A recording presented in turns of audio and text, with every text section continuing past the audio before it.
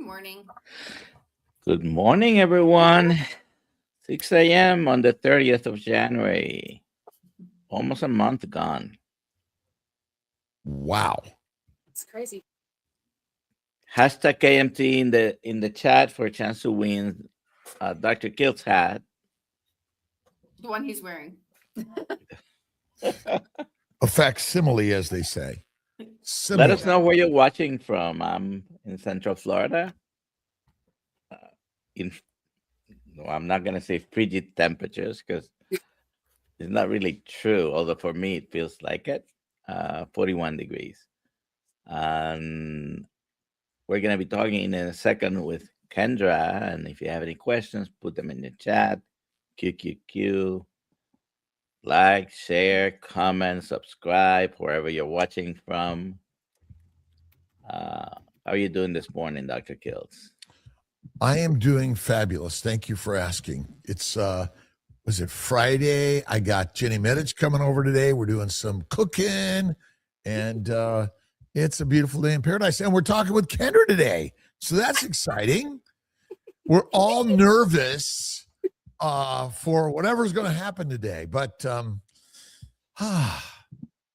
going to be good. It's going to be good. It's going to be good. Yeah, I love it. Absolutely. Dr. Nelson, how are you? I'm doing all right. I was trying to connect Rumble, and for some reason, it's not going.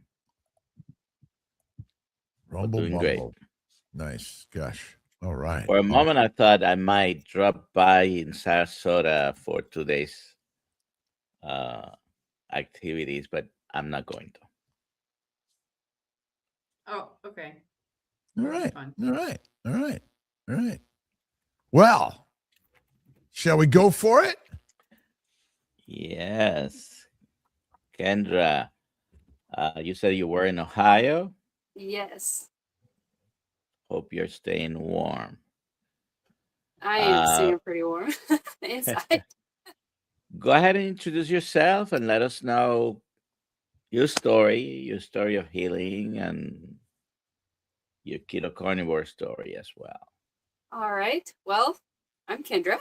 My gosh. Okay. The story is really long, so I'll try to condense it a bit. I feel like childhood was probably the same as like your typical dinners and food at home, like spaghetti and garlic bread and salad and mashed potatoes and gravy and fried chicken and tacos and burritos, those types of things. So I grew up with that. And then in middle school is when I started dieting. So I had been on a lot of diets. Also middle school is when I was diagnosed with all the medical stuff that I have. So I don't know, there are a few things with a lot of big words, so I just say it's like a few things under the dysautonomia tree or umbrella or roof or whatever you want to say. Basically, my autonomic nervous system, it just doesn't work like it's supposed to. So right around the time that started is around the time I started dieting. I have lost weight over the years with diets, but health, no, it was still crap, so I did Weight Watchers. I lost a lot of weight, but I still had inflammation and joint pain and extreme fatigue and just all the symptoms of my medical stuff. Plus, I think even if I didn't have these diagnoses, I still would have had the inflammation and the joint pain and the trouble sleeping. I would have had all that stuff still, I think, just from the way I was eating. I'm trying to think, like 6-week body makeover. I did all the things like low fat and whatever, counting calories, all this stuff. Like I said, I lost weight, but the health stuff was still always a problem. It didn't go away. What type of health problems? What type of health problems were you having? So I had the electrophysiologist just said, basically it's just dysautonomia, like the POTS and then inappropriate sinus tachycardia and neurocardiogenic syncope He just basically said that your body, like, well, the autonomic things. So dizziness, weakness, Yeah. heart racing. Yeah, well, it would go like, there are times if, I'm just like sitting watching TV and then it will shoot up to like 120. Or if I'm in the middle of running and it'll just drop to like 40. So, wow. yeah, so lots of up and down. All my numbers also naturally stay really low. My blood sugars are always pretty low. My heart rate, my blood pressure, all the numbers are more on the low side, which I thought was kind of weird because the way that I ate, I don't know, I must have just been truly jacking up my metabolism, and my insulin, my blood sugars must have just been awful because I ate a lot of carbs and junk. Like I just ate a bunch of crap. Plants, but still, lots of plants. Yeah, I don't handle plants well at all. I have learned. So let's see, from 13 to 30 something, 32 or 33, I was just eating like complete junk. I'm not even gonna really say food. It was just like cereal, oatmeal, bagels, all the breads, a bunch of desserts, frozen burritos, pizza rolls, tater tots, all the crap. Like that's just what we ate all the time. Thank you. Yeah, it just, oh my gosh, such terrible health. So my health got to a point of being so bad that, like the symptoms that I had, it was just all the time. Every time I walked, I always had to have a wall close by or something because of dizziness. And doctors, of course, it was never like, hey, eat this certain way, stop eating, try to really cut these certain foods out. It was the most dietary medical advice I got was eat a lot of salt. But they were saying like eat a lot of crackers, chips, Gardettos, things that are really salty. Always have a salty snack. And like salty snacks and peanut butter. Like that's pretty much, well, and juice. Like, This is my salty snack. Yeah, that's what I need. It's a rock of salt. I really should have that. I have a lot of salt now. But then it was also the same type of stuff, have the good carbs and don't eat too much fat and basically food pyramid stuff. So obviously that didn't help. Lots of meds. I mean, starting in middle school, it was just like throw pills. Oh, these are your symptoms. And if you know much about dysautonomia, that's all it is. It's like a huge bag full of symptoms. So it was just like, do this pill and this pill. I'm very sensitive to a lot of different things, like really sensitive to everything. So of course I was getting the side effect problems. So then, more pills to help with the side effects. And then adjusting stuff. Let's cut this one in half and increase this one. Oh my gosh. I got so sick of it. I think 2019 was like the last time I actually went to the doctor because I was like, what's the point? It's just a bunch of meds and they don't help. And some of them make me feel worse. So I just kind of gave up on doctors around 2019.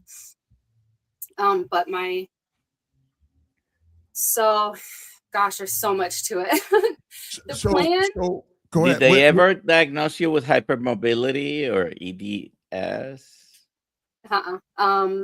I know that there was a doctor who was like, you've never been diagnosed with like lupus? You've never been diagnosed? He was naming all these different things. He's like, because you fall into all these things.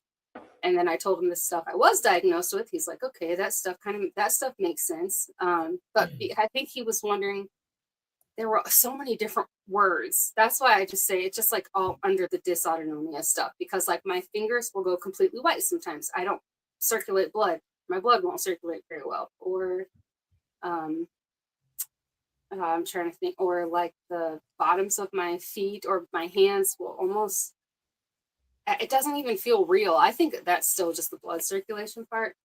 But the plan from the last electrophysiologist that I saw was just, there's no medicine that's going to help you. Obviously, that was pretty proven after 20 years of taking meds. So he's like, just try to avoid avoid the triggers. So don't sit for too long. Don't stand for too long. Make sure you're eating. Make sure you're drinking a lot of water, and avoid stressors. Stress is a big one for me. Even now, it still makes symptoms worse. It's just so much better now. But so that's pretty much how I've been living my life. Just try really hard to avoid things that are stressful, which is kind of hard because, you know, that's like life. How do I avoid life? Like stressful things happen. Sometimes somebody's driving stupid on the road and you have to like swerve to not get hit. So something that's, you know, really unplanned. And then I don't know, it's a lot. So that was the plan. But around I think it was 2021, or the end of 2020, somewhere around there, my medical stuff got really, really bad. I was in the hospital a lot. There was, I think the last time an ambulance was called, they couldn't even find my pulse. Like my whole left arm was purple. I was white. Oh, wow. I remember hearing them say, I can't find a pulse. And then they hooked me up to the pulse ox, and they're like, there's nothing. Like, obviously she's alive. We can see her, but we can't even get a pulse to read. It was, I think it was like 39 was my pulse when they finally got it. Stuff was really bad. My shortness of breath was worse. Chest pain was worse. I was like, oh my gosh, I'm about to die. Like, I was really preparing to I could feel my body malfunctioning to the max. But there were some people on Telegram. I used to be on that app. On Telegram, there was a Bible study on there that I was on, and they knew about my medical stuff after a while, and they're like, you gotta talk to this girl. She helps people. She teaches people how to, you know, change how they eat. And so they all like pitched in and helped, and she taught me a lot of stuff. So I went from the crap that I was eating to clean keto,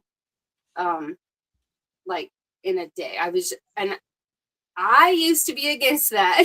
Like, I'm not going to cut these foods out, because when I went to school, I was taught all the things, you know, eat the good carbs, don't eat donuts, but eat brown rice and have lots of vegetables and fruit and a little bit of protein, no fat, you know.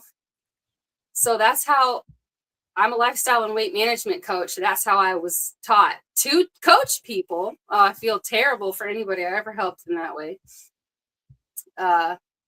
But at that point, I was like, I will try anything. Like, I will try anything. I don't want to die. My kids are young. I don't want to die right now. And man, going from that crappy way of eating to clean keto, I was like, this is a miracle. I mean, I thought there was no way I could ever in my life feel better than that, because my symptoms went from like being this terrible to being like down here, you know. I didn't have to hold on to the wall everywhere I walked, which was awesome. So keto was doing pretty well, but I feel like I feel like I'm pretty in tune with my body. I think what happened is that I went from the crappy eating to clean keto, and that difference in symptoms with my medical stuff was so drastic that at first I thought, oh my gosh, it's gone. But I think after my body adjusted, then I could realize, okay, I still have some things. I still had inflammation problems. I still had episodes and dizziness and, you know, passing out sometimes. But I was still totally happy with it because it was better than what it was, which was like passing out 2 or 3 times a week. It was awful. But what is your current dietary habits? I am carnivore now. I would say I don't like to use the word cheat, like cheat day or anything. Treat.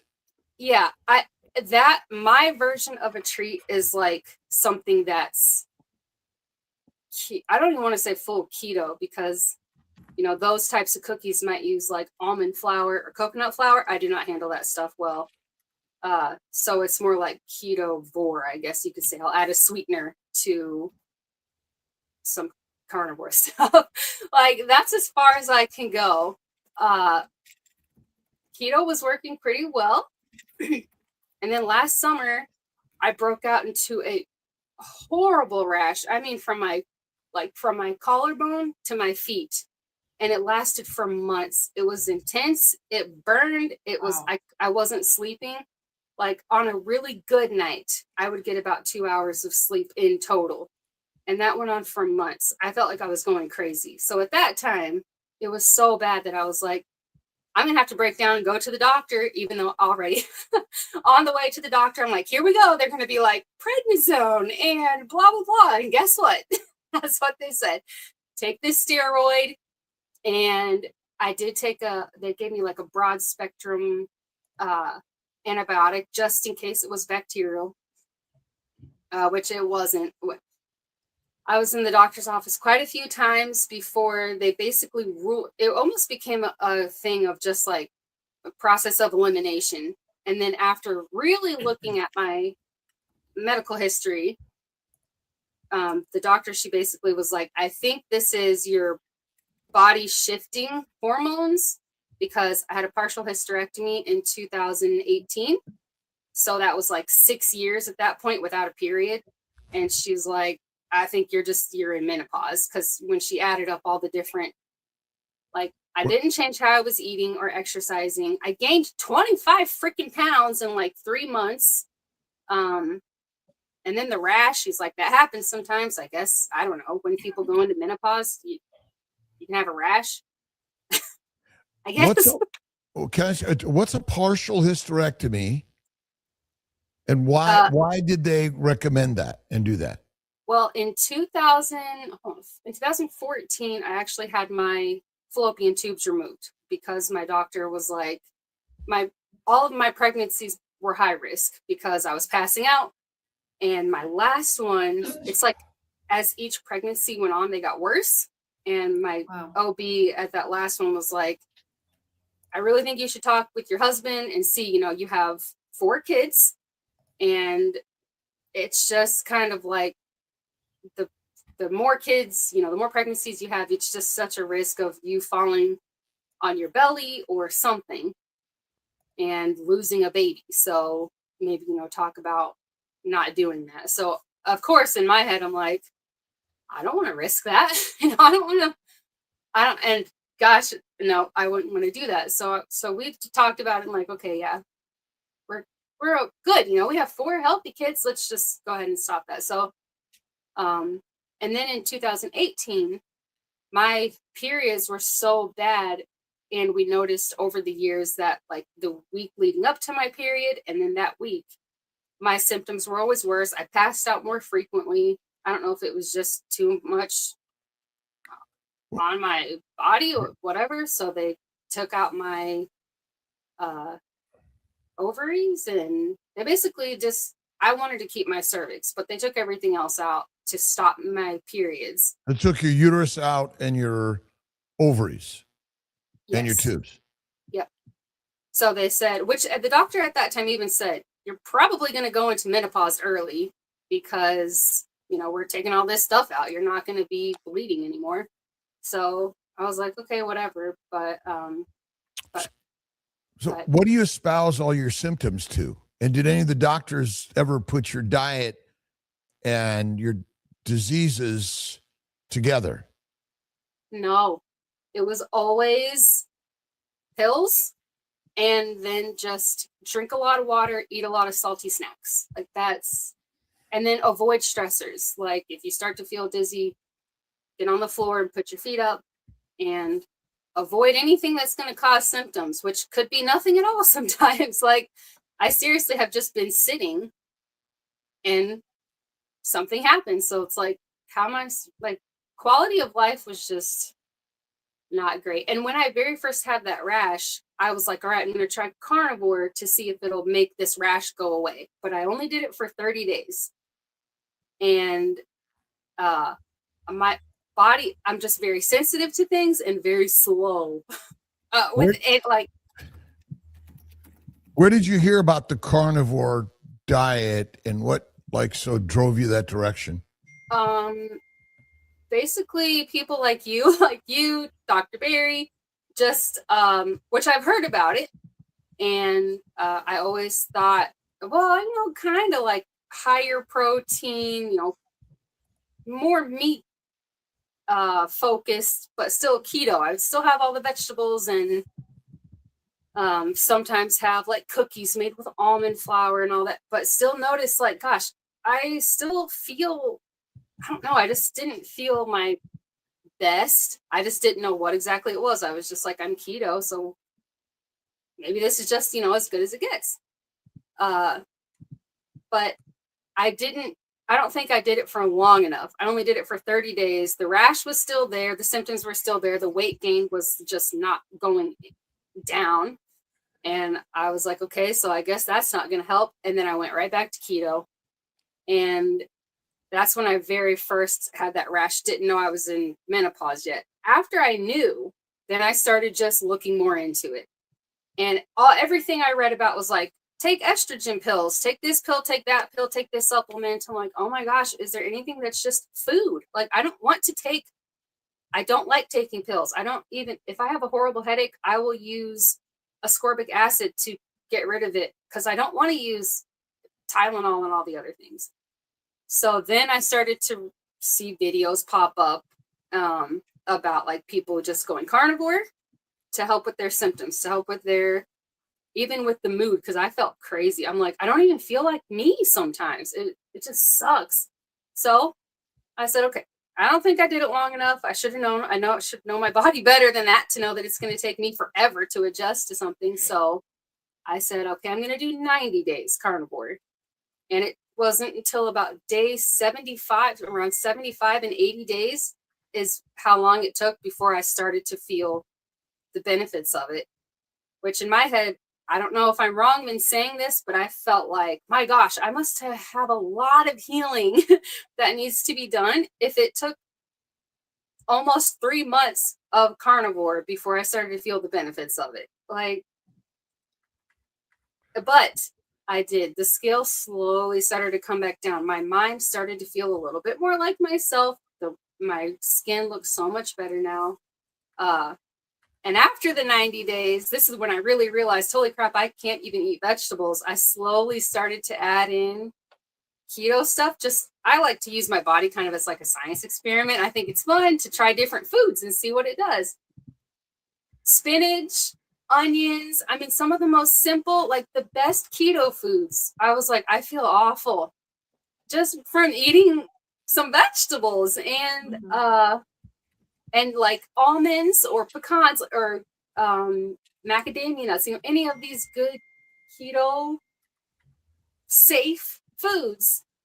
I felt so inflamed, my gut, I felt terrible. So I'm like, all right, I'm just carnivore. That's it. Like, I don't even want to eat vegetables. They make me feel like junk. So you were previously, or you are a health coach, but you're teaching something non-carnivore in the past? Yeah, in the past I did. And now what are you teaching? I actually I always am. I know a lot of people are like, don't tell people not to eat this stuff because, every body is different, which very true. Every body is different. We're going to react to certain foods differently. Some people do wonderful eating keto. I don't, but I would never tell someone don't eat keto, but I still truly, honestly believe that some form of low carb, it has to be some form of low carb.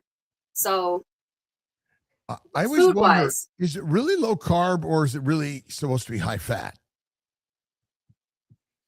I don't know. I never will teach it. I'll never tell somebody don't eat fat. I'm like, eat skin on chicken and stuff. Like, please don't do the chicken breast and salad because you're going to be hungry. You're going to be hungry. Your energy isn't going to be as there. And just being someone who's been through it a lot, if you're constantly thinking about food, it's just not going to last. Because one of these days, you're going to be like, I can't take it anymore. And you're just going to eat anything. But my coaching, mostly, I barely even talk about food. When I do talk about food, it is always something like, stop eating all the like packaged stuff, the frozen stuff, the all the bread and the pasta, just try it, just try it and see how it goes. But mostly my coaching is mostly on the lifestyle part, because that's, in my experience, that is what I've talked the most about with clients, is what because it's also connected. Like, what are we doing? Breaking habits and perspective and handling certain situations without using food as your, comfort. And those are the things that I mostly talk about with clients. So that's mostly what I focus on. Do you still eat any plants, any vegetables or fruits? Trying to think. No. If I cook something, like if I'm cooking hamburger and maybe I'm making like a taco casserole or something for my family that would have like onions and salsa and sour cream and stuff inside of it, I just cook the ground beef. I take some out for myself, and then I'll finish making the rest for them, because they handle vegetables fine at this point. Our oldest son, when he got close to 15, his body started to change. He cannot handle the little bit of carbs that he used to eat. So he's more like how I eat now. The two younger ones are more keto. My husband is like keto / low carb, I guess you could say, because he eats some of the siete, I think is how you say it, the chips, because the ingredients are good. So he'll eat some of those sometimes. But yeah, I know that it's not going to make me feel so great. So I just eat meat and cheese. So do you think really we're not so different?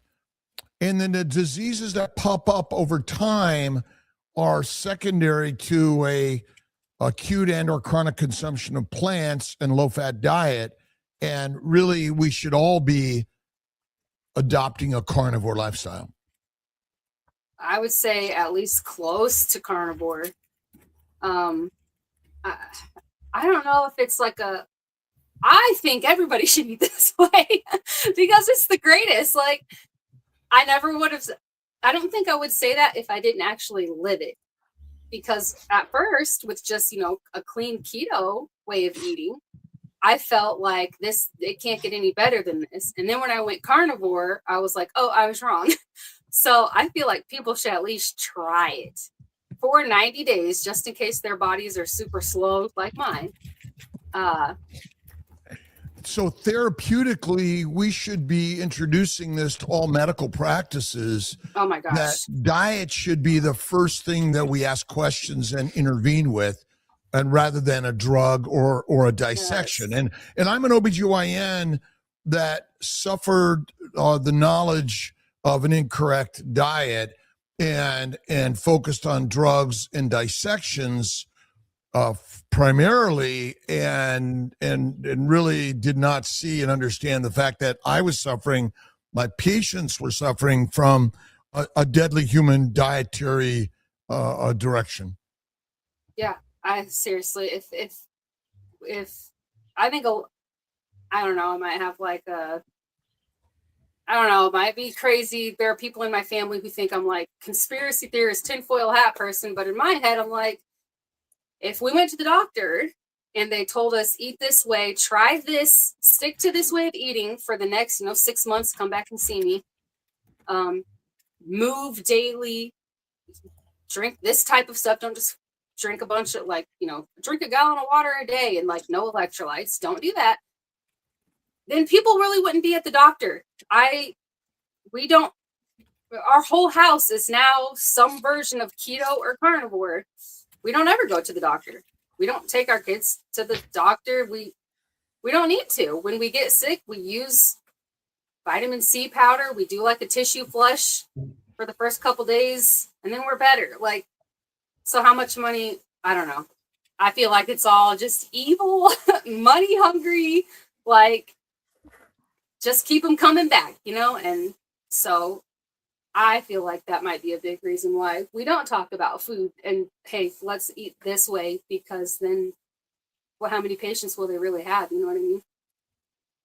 That's just. Well, and it's really difficult in our environment because there are many cheat and treat choices that are labeled keto, Yeah. which in fact they may be killers for so many of us. That suddenly cancer shows up, or blindness shows up, or depression, suicidality shows up, and I think the beauty of what we're all doing here in this, we'll call it keto carnivore faith and fasting space, is sharing ideas that are changing individuals, families, communities, and the world. Oh yeah. We actually used to. So when we were very first learning about it, we would be like, oh, this is whatever. And we would just read the nutritional facts. And it wasn't until we started to really learn more, like the more we learned, the better we got. So we would learn about stuff like, oh, this says keto, that says keto. But then we started learning about actual ingredients and what the actual ingredients are and what those do inside of our bodies. So then we started looking at these, keto friendly things, bars and tortillas and cereals and everything. And we're like, oh my gosh, this is just as bad. Like, we might as well just be eating the freaking Fruit Loops at this point because the ingredients suck. So that's when we started to really cut that stuff out. But yeah, it's everybody's health in this house has improved so much. My husband was in a car accident when he was 18. He broke his, he broke a lot of bones. His shoulder is like completely shattered. Lots and lots of pain every day. And when I started eating keto, everyone was like, you need to make your husband eat this way. You need to make your husband do this and that. I'm like, I'm not making him do anything. He's a grown man. He'll figure it out, And he started to see my improvements, and he really saw them because he helped me with them all the time. I mean, he had to help a lot. Lots of times of picking me up off the floor and helping me shower and helping get me to bed and help. I mean, he had to do so much. And then he started to see things changing. I wasn't just randomly sleeping throughout the day anymore. And I was able to do a little bit more. So then he started to cut his carbs out. And then the kids were doing it. He's like, I barely have any pain. And now he's like, the only time my back really hurts is if I eat carbs. Even if they're, good ingredient items, it's still carbs. And it still makes my body hurt more. So his health, his sleep, everything is so much better. Our kids are way better in school now. They are, their faces they don't break out. Most kids their age, they're like broken out acne and all this other kind of stuff. They don't have that. My son the other day, this was a few weeks ago, but he came into our bedroom doorway and he's like, Mommy, I think I have a pimple. I'm like, okay.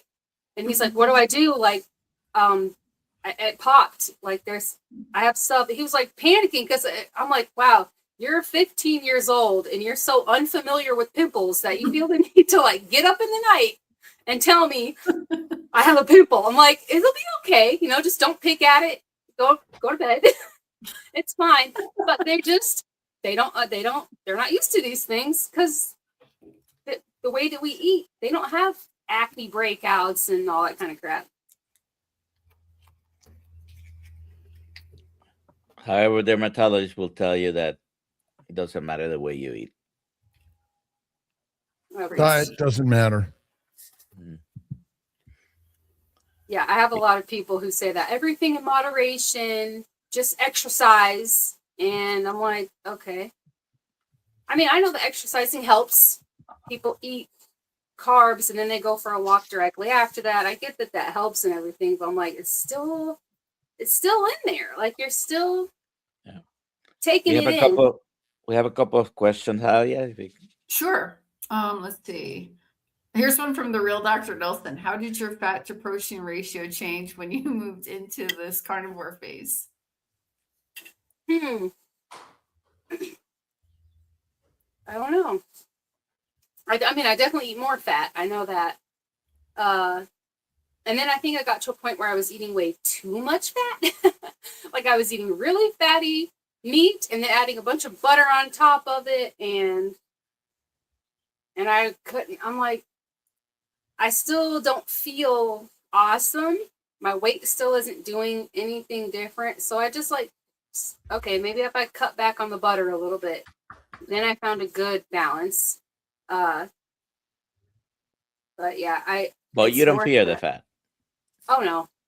No, I mean, there are days where I'm like, I'm not really hungry.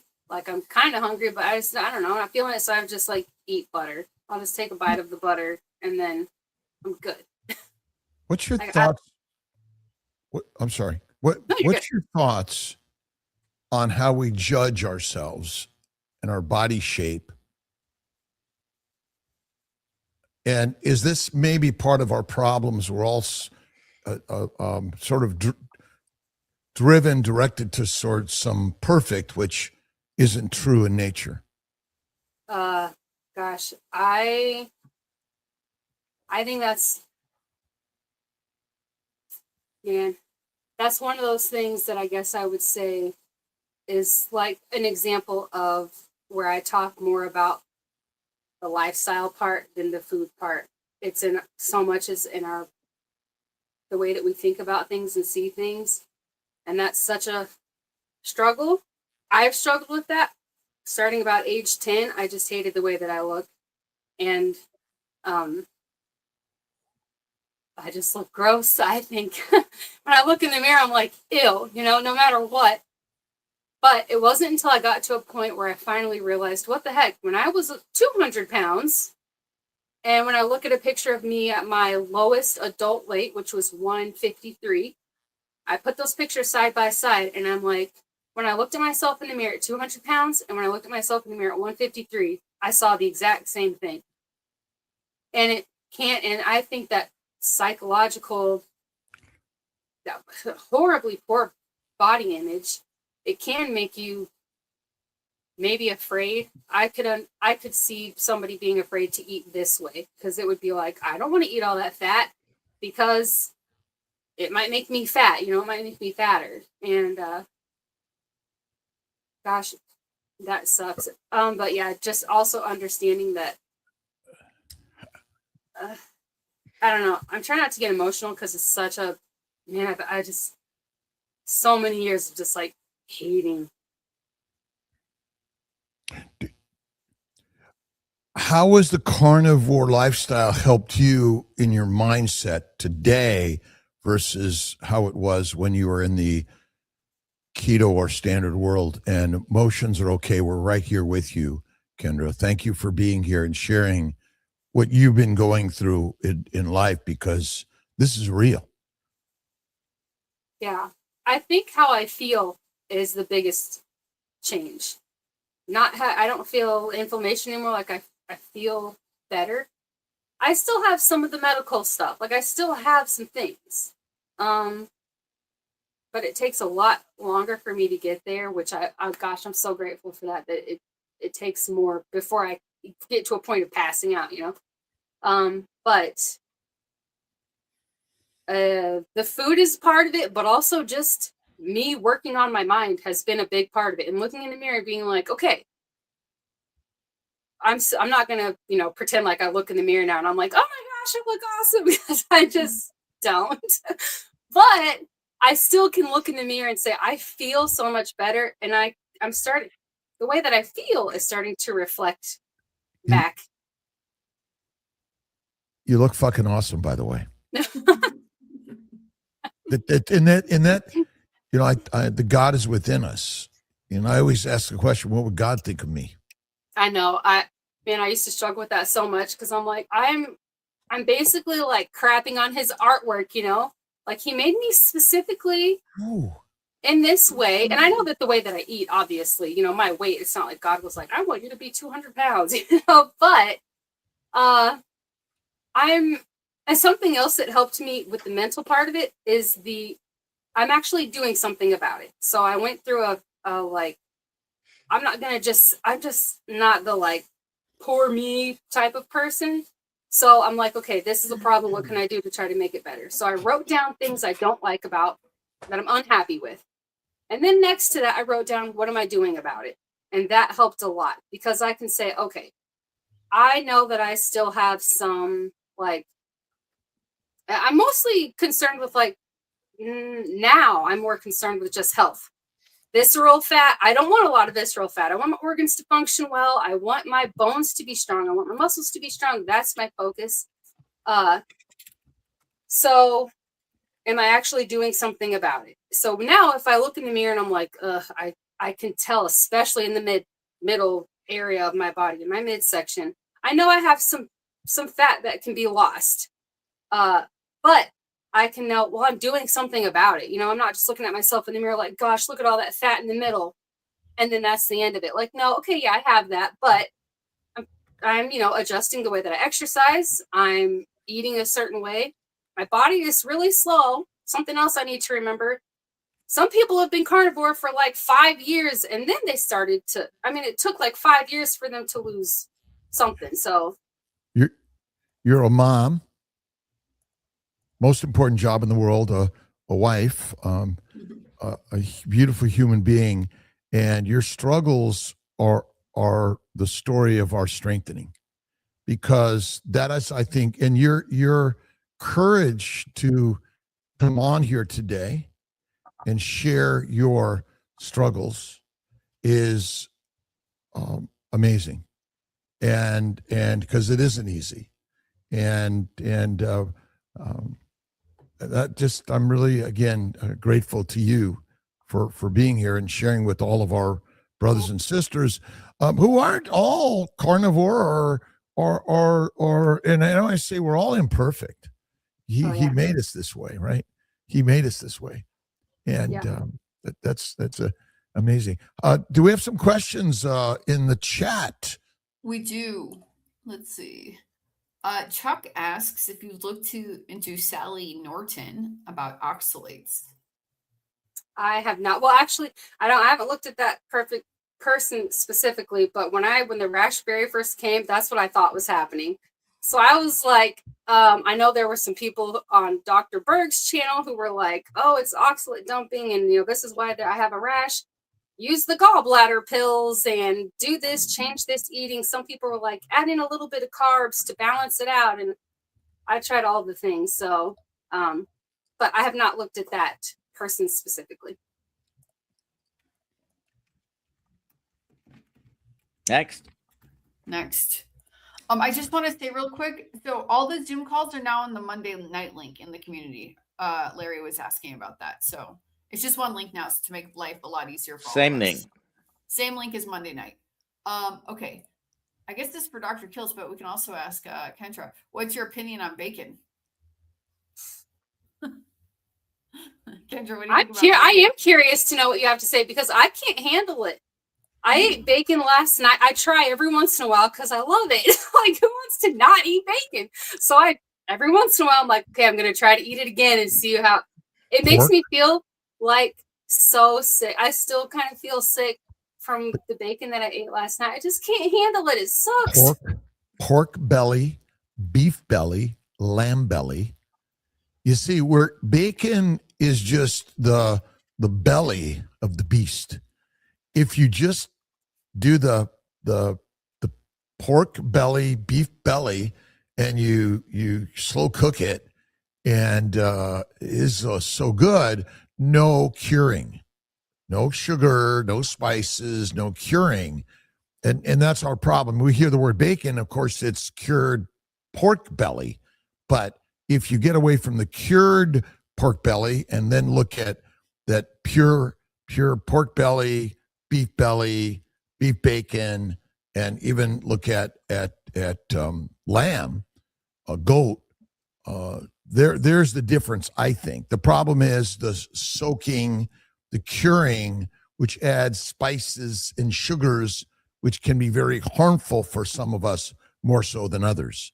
So yeah, it seems to handle beef bacon fine. It's just more the pork, and we use Peterson's Farms. But have you done just pork belly with uncured? Yep. Right. And So It's so good, but it still made me feel So you don't do well on crappy. pork. So you Yeah, don't do well so on pork. yep. So Just- which is fine. I like to start to have beef withdrawals, I swear, because there are some times where we're out and I'm like, all I have is we have like chicken thighs, which is still good, it tastes good and everything, but I'm like, oh, I need some red meat. Like, please, can we go get some burgers or something? Karen would like to know, how does your faith help with mindset?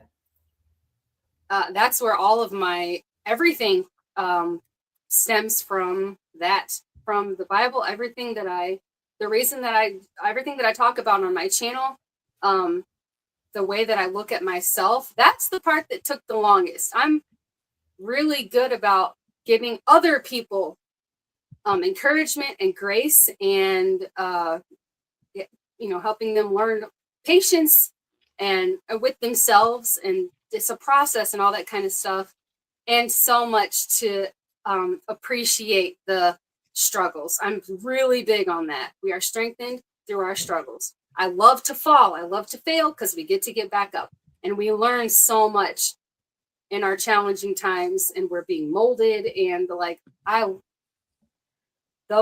just love that kind of stuff. So when I'm helping other people, it's all based off of that. It wasn't until recently that I started finally doing it with myself.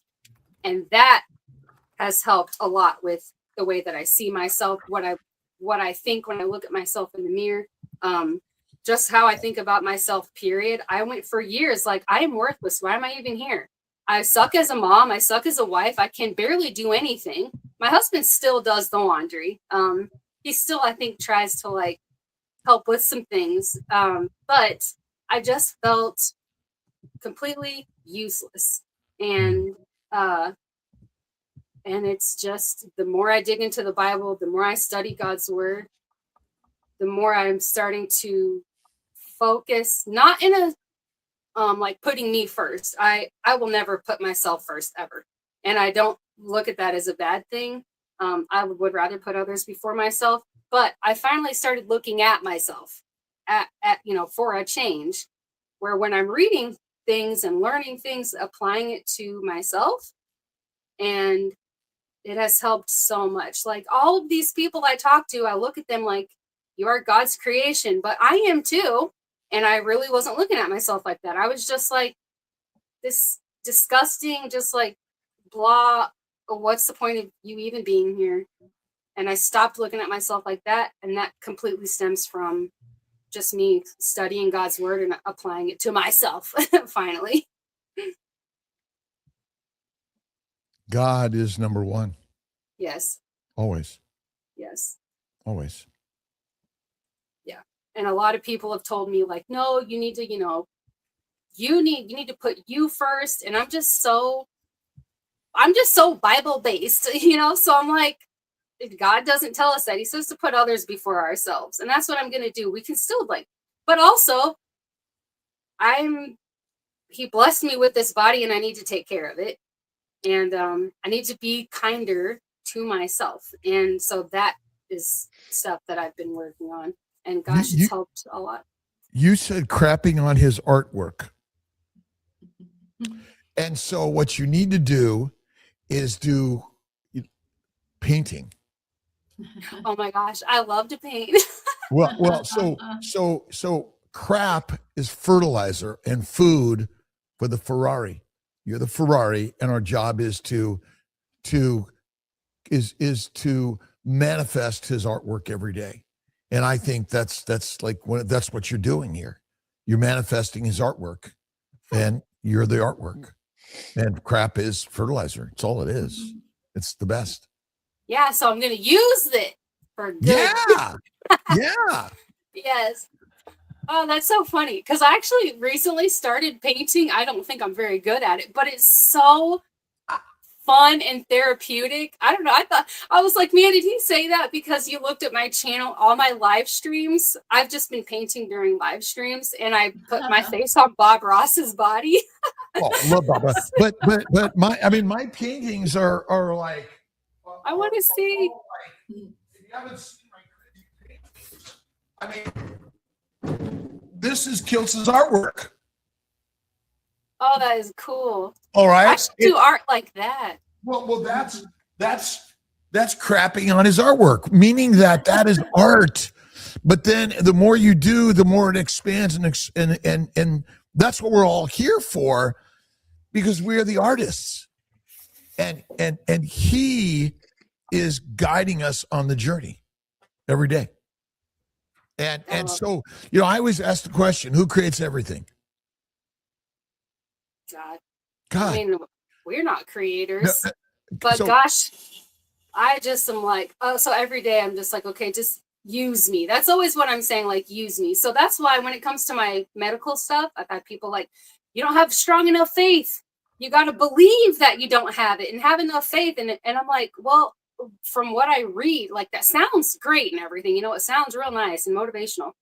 But if you actually are reading God's word in context, that's not what it says. And I try to look at it like, okay, maybe he's looking at me like, because I'm always praying, like, just use me for your glory. I want to be a light for Jesus. So if I have to suffer a little bit in order to because I'm still always giving him glory. I'm grateful all the time. I'm like, yeah, okay, I might pass out sometimes, and then I have all the good that comes from it. And if I can give God glory through the crappy things in my life, I'll take it. Well, who creates everything? God. Everything. Yes. So does God love us? Yes. So there is actually nothing bad ever. Yeah, I know. It's all just God's work. Yes. And I know that we have, like, we make decisions, we have consequences to those things. God's but work. he's going to make, he's going to say, okay. And it's not a surprise to him. I find so much comfort in that.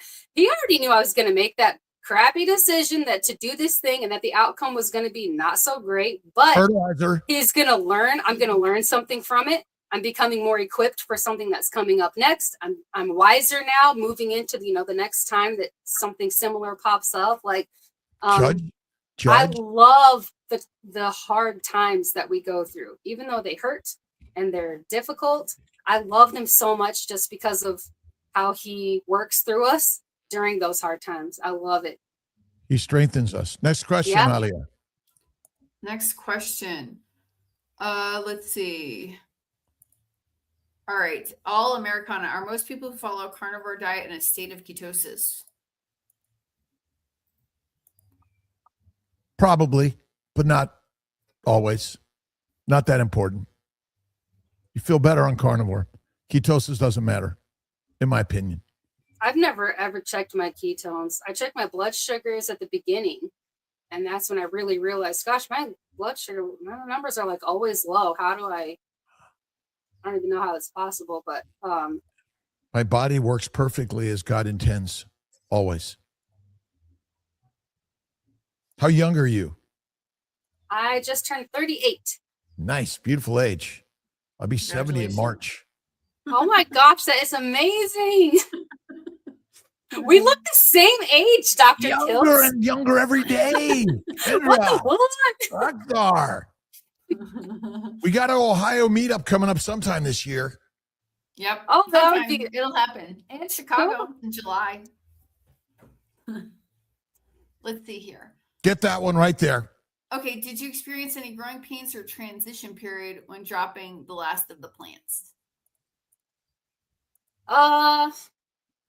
Not really. I seemed to switch over pretty easily. I went to the bathroom a few extra times, but that was it. I didn't feel sick. I didn't feel like any. No, I felt it just seemed like, is this even going to work? I kind of felt the same until about 75, 80 days of carnivore. And then all of a sudden it was just like, my skin was even clearer. My sleep was even, but everything was just so much better. So that my transition phase, I guess, was just like a miracle. That was my difference. I was just like, oh my gosh, I feel great. But no, nothing really bad, nothing uncomfortable. All good. All good. Here's your channel. What's everyone needs to subscribe. Yeah, absolutely. So Kendra, so what is your focus today in consume goodness? What's your today, purpose? Consuming goodness. I think that it's everything. The things that we read, the conversations that we have, what we eat, just what we do with our time, everything. It matters because it's going to affect what we do and the things that we say. It's going to matter what comes out.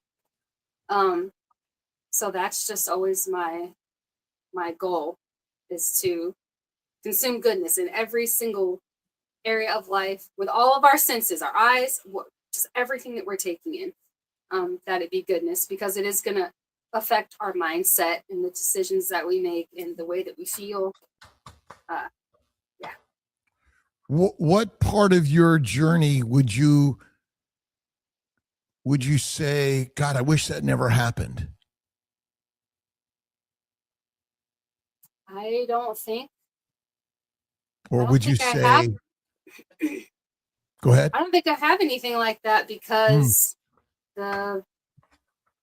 even when I felt like I was going to die, if that didn't happen, I wouldn't have been desperate. I wouldn't have been like, gosh, I'll try anything. And I probably never would have started eating keto and then gotten into, down this road. So it's hard. I don't know, but it's hard for me to answer, because I feel like you did. There's such purpose in all of it. And I learn, even if, even in like I've even told people, like, if I could choose to go back to being, 13 and say, okay, you never have these medical problems, would I do that? No, I don't want to not have them, because I've learned a lot from them. Our kids have learned a lot from them, and, built a lot of character from watching me have that, and my husband, and I wouldn't not have it, because it's part of my life, part of my steps, part of my purpose somehow. So I don't think I would not do anything. Purpose. Yeah. The pain and suffering is part of the purpose. Yeah. And there's so much to be grateful for in the pain and suffering, even in the midst of it. It's kind of hard to do sometimes, but gosh, it's so possible, and it's liberating, and it's just really great, I think. So where's the best place for people to find you? YouTube. That's pretty much all I have. I don't have Instagram or Facebook or any of the extra things. I just have YouTube pretty much. Could you show that her website again, or her Sure. YouTube channel? And so could people get a personal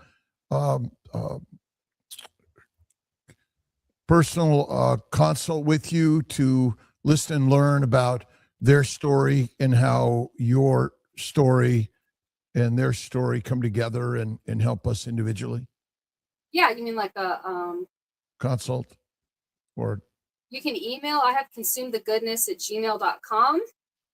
And then I try to get do stuff like this. I've had Amy, which you guys know, on, and we talked about kind of this type of lifestyle and how it's helped and things like that. And then just Jason Keto. I do live streams with him periodically. It's always good times. But yeah, emailing me is the best way to contact me. So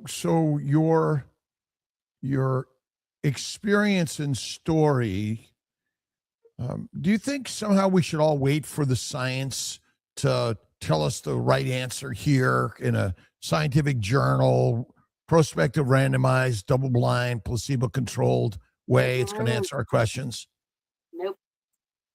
No, I don't. And that's something else that I'm recently learning. Like, your body's going to tell you.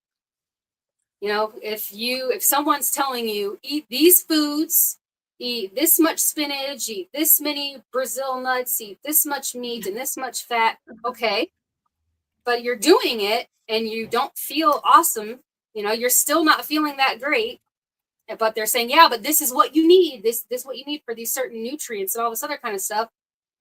Your body's going to tell you. My body told me. I mean, who can't handle spinach? Like, it's spinach, for goodness sakes, but I cannot.